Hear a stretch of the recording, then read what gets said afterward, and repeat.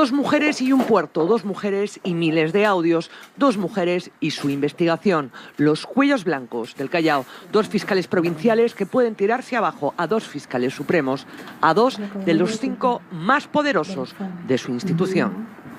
¿Cuál es su hipótesis de cuál era el rol, el papel presente y a futuro de Gonzalo Chávarri en esta organización criminal, presunta organización criminal? La hipótesis que se advierte de las colaboraciones eficaces es que necesitaban un fiscal, ¿verdad?, que sea afín a los intereses de la organización. ¿Un fiscal supremo o un fiscal de la nación? Un fiscal de la nación, afín a los intereses de la organización. ¿Para conseguir qué? Si el fiscal no acusa, no hay investigación. ¿Impunidad? Impunidad. Rocío Sánchez y Sandra Castro son la woman del Callao con medalla del Ministerio Público. Su trabajo en la Fiscalía de Crimen Organizado del Puerto fue el detonante para que Pedro Chávarri tuviera que dejar el cargo de fiscal de la Nación. No te olvides de reunirme con mi amigo de los medios, ¿ya? Él me va a decir qué día no puede ser en su casa, ¿ya? Ese es urgente, hermano, ¿ya? Y para que otro fiscal supremo, Tomás Gálvez, esté ahora también en graves problemas. Chávarri y Gálvez son 2 de los 5 fiscales supremos y entre ellos se elige al fiscal de la Nación. Por eso es tan importante la suerte que corran. La semana que viene el Congreso decidirá su futuro. El martes la Comisión Permanente dará luz verde o archivará las recomendaciones que sobre ellos ha hecho la Subcomisión de Acusaciones Constitucionales.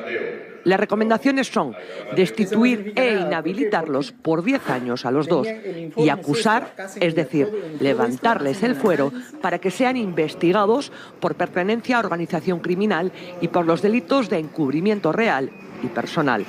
La raíz de todo es el trabajo de estas 2 fiscales y ellas tienen claro lo que han encontrado. Vienen más cosas, siguen investigando, siguen recogiendo pruebas, indicios, siguen recibiendo información. Desde ¿O julio, ya terminaron? No, desde julio del año pasado que inicia el proceso, a la fecha se han corroborado casi todas las hipótesis. Existe una organización criminal de altos funcionarios con un proceso de expansión dentro del sistema de justicia. ¿Y le siguen llegando nuevas cosas? Claro, estamos en reescuchas y hay elementos de convicción. En los próximos meses o semanas puede haber mucha mayor información. El caso de Cuellos Blancos como organización criminal existe, ¿no? Se trata de hechos fácticos, ¿no?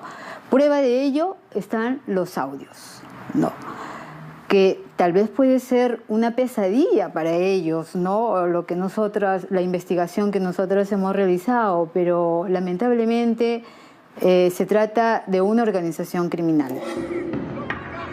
Los fiscales supremos tienen derecho al antejuicio, no son ciudadanos comunes y silvestres, y por eso, para que puedan ser investigados, denunciados y sentenciados, el Congreso tiene que dar el permiso, tiene que desaforarlos. Además, el Congreso es el único que puede inhabilitarlos y o destituirlos si considera, además, que han violado la Constitución. La decisión no se toma de golpe, hay 2 filtros, 2 instancias, 2 votaciones. Primero, el caso pasa por la Comisión Permanente, que puede dar luz verde a todas las recomendaciones hechas por la Subcomisión de Acusaciones Constitucionales, aparte de ellas, o archivarlas todas. Solo aquello a lo que la Permanente diga sí, volverá a ser votado en el Pleno, que también puede decir sí a todo, a una parte o a nada. El martes se reunirá, debatirá y votará la primera instancia, la Comisión Permanente. Y ahí la correlación de fuerzas está bien ajustada. Son 30 integrantes y las decisiones se toman por mayoría simple.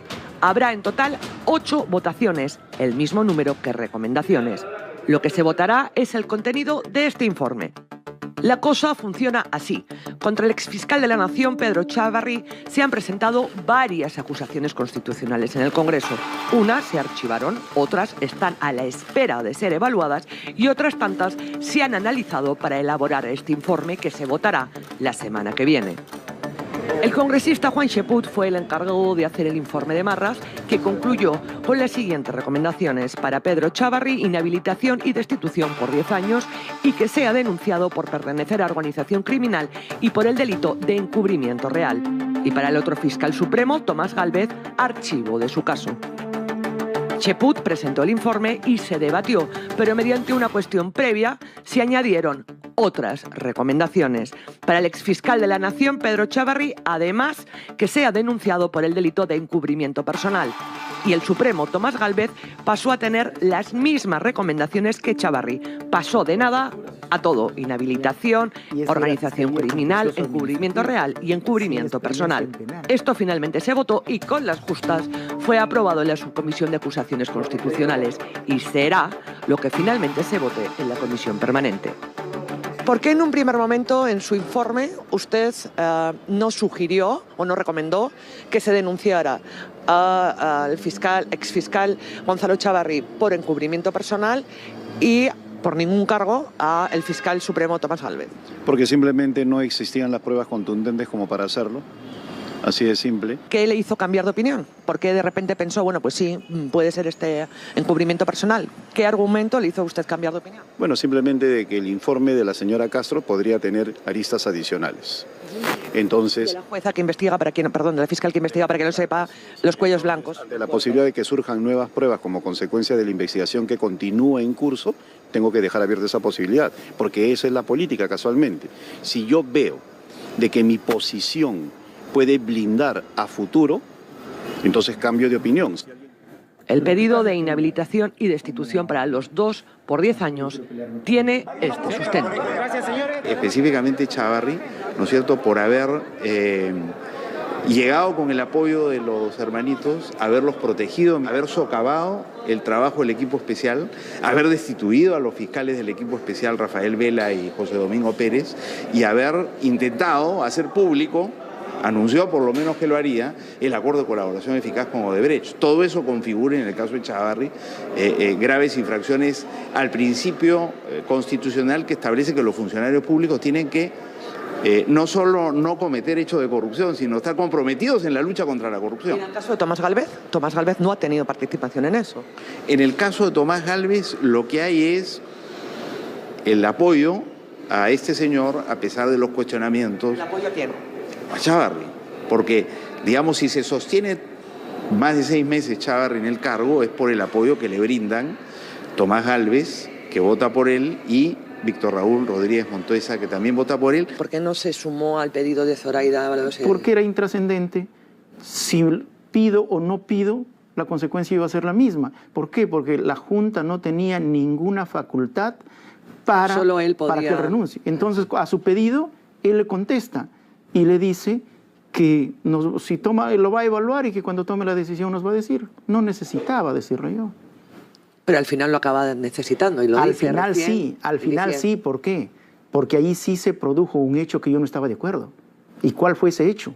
Justamente que saque a los fiscales del equipo especial. Pero había estado hostigando a las fiscales del Callao antes. Eso yo no sé. Hombre, como si le salió, fue público. Pues. No, es que el periodismo había sacado tantas cosas que había que verificar cuál es falsa y cuál es cierta. No tenemos. Si el Congreso, por ejemplo, no autoriza que Pedro Chávarri sea investigado por organización criminal, esto puede suponer a futuro un candado. Aunque se encuentren nuevos indicios, podría alegar que es cosa juzgada. Puede suceder que el Congreso diga que ya se vio, ¿verdad? Es la oportunidad histórica que tenemos de investigar estos hechos graves por organización criminal. Porque si no es así, entonces las tesis y las hipótesis son hechos aislados, hechos muy concretos que han desarrollado como cualquier delito, sin esta estructura de poder, que es lo que en realidad existe. El punto de la inhabilitación y la destitución por 10 años es muy delicado porque en este caso sí, el Congreso ejerce su función sancionadora y el debido proceso es fundamental. Una pequeña grieta, un pequeño error puede hacer que el barco se hunda o que el Tribunal Constitucional termine enmendando la plana al Congreso. Y el APRA ya está gritando grieta a la vista, señalando los cambios que hubo mediante una cuestión previa en el informe Cheput. El informe hay que corregirlo. Por principio, y yo no lo hago pensando en la presión, sino en la razón, con una cuestión previa no se puede cambiar la responsabilidad de una persona. Yo he hecho varias observaciones y si esas observaciones que son estructurales no se levantan, nosotros votaremos en el sentido de no avalar un informe mal hecho. Sí. El Supremo Gálvez señala el mismo punto. El error es que a través de una cuestión previa no se podía cambiar el sentido del informe del congresista delegado. Únicamente se podía aprobar o rechazar el informe, no otra cosa. ¿A usted le parece bien el informe Cheput, el primer informe Cheput? No es que me parezca bien, coincide plenamente con la realidad de los hechos y con las pruebas. En su caso y también en el de Pedro Chávarri, entonces ¿le parece bien que Pedro Chávarri... Yo hablo por lo mío. Bueno, no, yo hablo por lo mío, no puedo hablar por otra cosa, porque yo analizo lo que corresponde a mí, el resto no me corresponde, no me compete. Bueno, pero si uno evalúa bien todo y si no evalúa todo... Voy a evaluarlo y la próxima le doy mi opinión, porque no he leído esa parte. No me lo creo. Para que todas las recomendaciones en los dos casos prosperen, se necesita mayoría simple en la comisión permanente. Son 30, así que necesitan 16 votos o la mitad más uno del quórum. El fujimorismo y el APRA suman 16 en la permanente, así que si votan en bloque pueden hacer lo que les dé la real gana. ¿Qué sentido tendría en este caso para Fuerza Popular, para Keiko Fujimori, cubrir a este señor Chávarri? Yo no veo por ningún lado, trato de imaginarme y hasta pensar como podían pensar quienes lo creen lo contrario, y no logro entender por qué nosotros tendríamos que estar en un plan de cuidarlo. No entiendo, yo mismo no entiendo. Ya, yo tampoco, creo que la ciudadanía tampoco. En el Pleno usted va a votar a favor de que les levante el desafuero, que se les desafuere, perdón. Claro, yo en esto sí soy sincero. Yo lo que quiero ver es qué acusación se presenta, cómo la fundamenta, pero por supuesto, si a mí me presentan una acusación que el señor fulano habló con el otro señor, porque habló por teléfono, entonces ese señor es parte de la mafia, bueno, yo no atraco, como se dice. El naranja dicen por los pasos perdidos que cada vez se parte el más gajos, así que en su caso podría no haber una votación en bloque. El tema de encubrimiento real también es bien delicado para el fujimorismo, porque a quien habría encubierto el exfiscal de la Nación, Pedro Chávarri, es a Keiko Fujimori.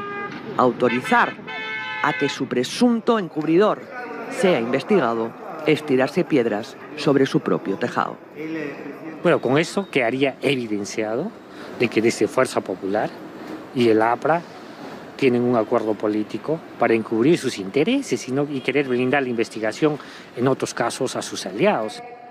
Alianza para el Progreso está en contra de que el Supremo, Gálvez, corra la misma suerte que Chávarri.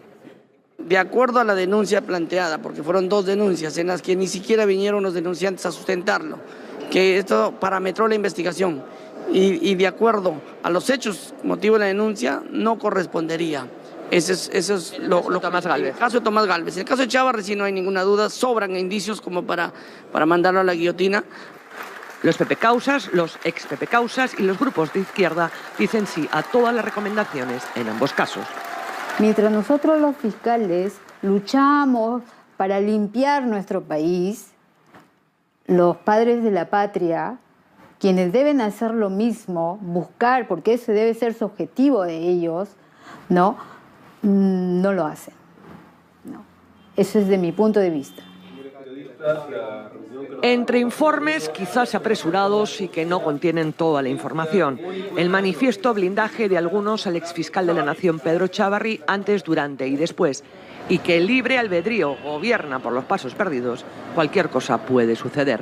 Y lo que suceda afecta a todos.